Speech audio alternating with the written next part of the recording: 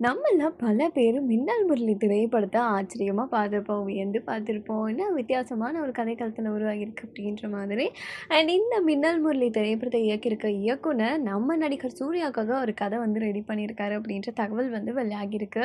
So அந்த வகையில பார்த்தீங்கன்னா, இந்த மின்னல் முரளி திரைப்படத்த இயக்குனது இவர் தானா அப்படின்ற டவுட்டே வந்து இப்போ நெறைய பேத்துக்கு கிரியேட் ஆகும். ஏன்னா நெறைய பேத்துக்கு மின்னல் முரளி திரைப்படத்த இவர் தான் இயக்கியிருக்காரு அப்படின்றது தெரியாது. அது யாருன்னு பார்த்தீங்கன்னா, அதே மின்னல் முரளில அவருமே ஒரு பாட்டா நடிச்சிருந்திருப்பாரு. நடிகர் அண்ட் டைரக்டரா இருக்கக்கூடிய பாசில் ஜோசப் தான் இந்த ஒரு திரைப்படத்த வந்து இயக்கியிருக்காரு. ஸோ அவரு தான் நம்ம நடிகர் சூர்யாவுக்காக ஒரு கதை வந்து ரெடி பண்ணியிருக்காராம். சூர்யா 47 அப்படின்ற டைட்டில்ல இந்த திரைப்படம் வந்துட்டு உருவாக போகுது அப்படின்னும் சொல்லியிருக்காங்க. இது எந்த அளவு உண்மை அப்படின்றது மட்டும் தெரியல.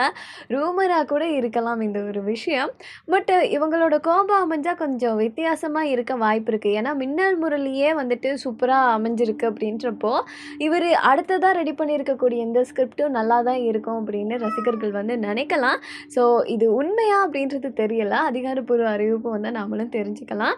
சூர்யாவோட எந்த திரைப்படத்துக்கு அடுத்ததா வெயிட் பண்றீங்க அப்படின்றத கமெண்ட்ஸ்ல சொல்லுங்க.